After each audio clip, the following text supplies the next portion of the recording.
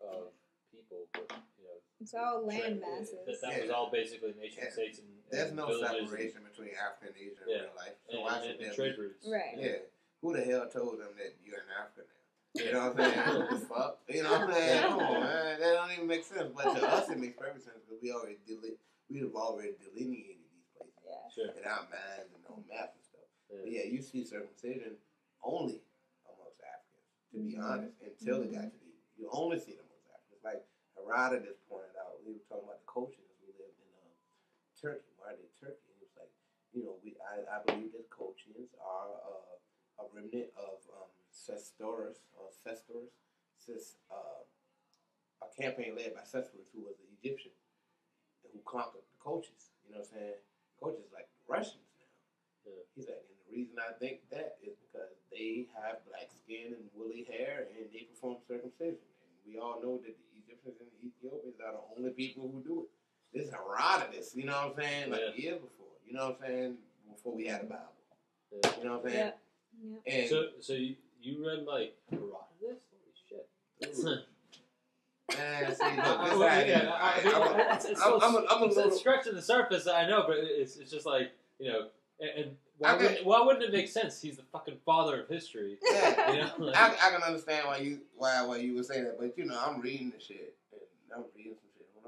I'm young. I'm reading shit for fun, and when I was on punishment, I read more. I couldn't look at TV. I read more. And then I get to something and I see a word. I'm like, Herodotus. And I want to know how to pronounce it. I probably say Herodotus at the time. Because I remember I pronounced Nebuchadnezzar. I pronounced Nebuchadnezzar because I didn't know how to pronounce it. Until I heard somebody say it. Nebuchadnezzar of the Babylonians. I was like, Nebuchadnezzar. I know how to pronounce it now. With Hammurabi. I didn't know how to pronounce it. I was like, Hammurabi. You know what I'm saying? I pronounced it. You know what I'm saying? But I pronounced it like I seen it. And then I learned later. And I'm sitting there looking at these words and I see later on, I go to school, I get encyclopedia, Herodotus, and I read about Herodotus.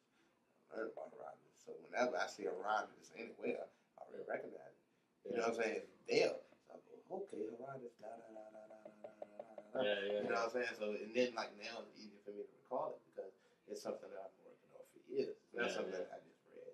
Oh, yeah. Last month, last week, and 4 or 5 years ago. It's something I read when I was like... And so it's still all getting that context and connecting everything. Right. Everything is contextual. You know what I'm saying? But once you realize the context, then that makes the connections easy. You know what I'm saying? Like, boom, boom, boom. I know. You know what I'm saying? So when I see anything about the cultures, I'm like, wow, that's amazing. Because, they tell us, like African, you say African, you're just in Africa. Everybody else is Caucasian. You're just African. You know what I'm saying? But it's not like that. You know what I'm saying? To be quite honest, there was no line that said you couldn't come here. You know what I'm saying? There were people all over the planet, everywhere. All from various places. You know what I'm saying? Long before there was transatlantic slave trade, long before there was Vasco da Gama. Yeah. You know what I'm saying? 1497. I just learned that 1497 today. Now, I could have told you about Vasco da Gama before the Portuguese settled. I could have told you about that. I wouldn't have known the year. I seen him there at the bank. But I knew who he was when I seen Vasco. I was like, oh, the Portuguese, and then I read it. And oh, wow. So the whole planting the flag thing, that just is like, I mean, who did that? It probably didn't happen as much as we. Yeah, it's just kind of our image. Yeah, Columbus probably like, did it. Yeah. He did it probably. I figured the European ones would have, but. I don't know if it was like even the Arabs when they conquered all North Africa, they didn't feel like they were conquering for some caliphate. Yeah. Far away, they felt like they was doing it to embrace their religion. At least that's the story they told themselves. They probably was very deluded because really they did do it for the caliphate. You know what I'm saying? Yeah. But they didn't have that. That's one thing Islam took the man away. There was no pope in Islam. There's no one man to show you Lord. It was through what they say Allah. You know what I'm saying? When they say Allah, all they say is the God. Yeah. All they're saying, they're gonna tell you that it doesn't mean that. But you still had political. Oh yeah, the politics was still there. The politics was still there. Yeah. I'm not even trying to say. I'm not even trying to be that disingenuous like Islam was so much in pristine purity. Oh no, yeah. The politics definitely, like I said, they really did go back to Baghdad. Yeah. Or the Almoravids who were in Morocco, Fez, or whatever. They really did go back there. Or with the cartoon. people like to talk about cartoon, in Sudan, and they would make black people legitimate. You know what I'm saying? So Sudan means black. As Sudan, land of the blacks. You know what I'm saying? Mauritania, the land of the blacks. Morocco, the land of the blacks. You know what I'm saying? But when you see it in the language, you just read those words. You don't see it like that because it likes to delineate. Like Africa, like I said, you got North Africa and Southern Africa.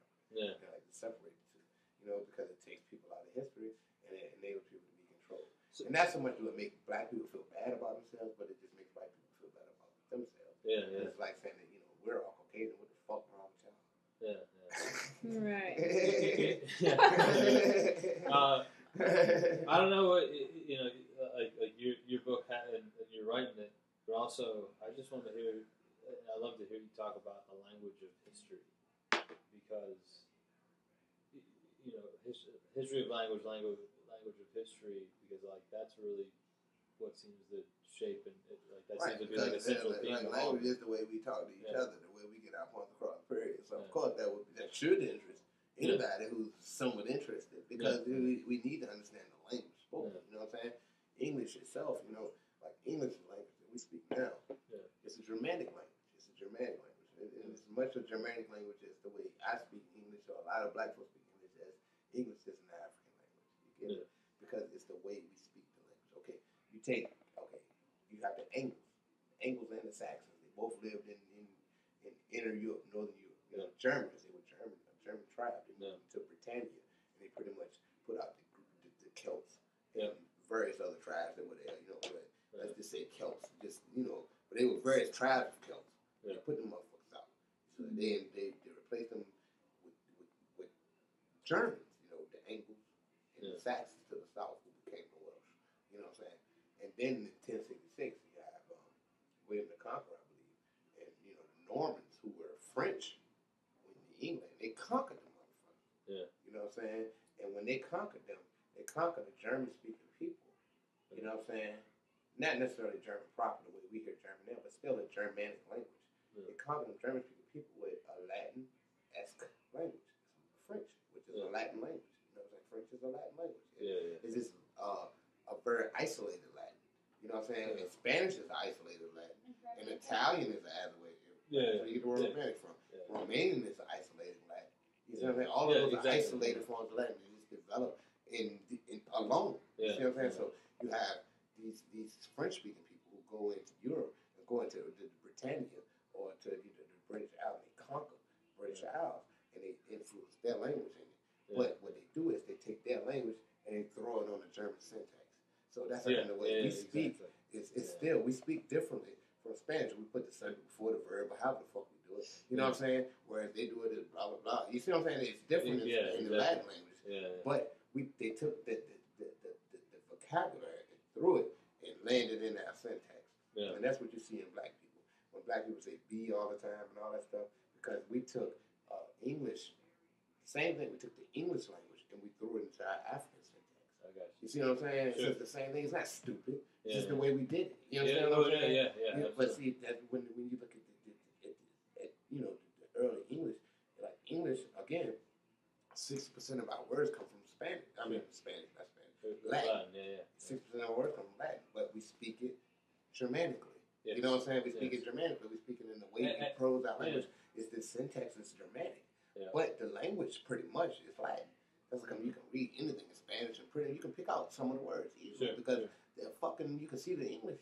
You know, but they're not, it's not English you're seeing, it's fucking Latin. And that Latin is what we got in Texas and say from William the Conqueror, when you conquer, the Queen of England was a motherfucking Frenchman, and the fucking whole court of England actually spoke fucking French. You know what I'm saying? For years. You know what I'm saying? For years. You know what I'm saying? Until they started. And years not like less than a decade. Yeah, we're talking hundreds. We're talking 1066, dude. 1066 until. You're a smart dude, man. You bring the best out of it. 1066 until the English language was standardized in like 1600, nigga. You understand what I'm saying? Like 1606, nigga. You know what I'm saying? When King James wrote the motherfucker, he didn't write about it, but he authorized it being written. That was about William Tinsdale, William Shakespeare, and various other authors who standardized English. Who standardized English when they say a language is not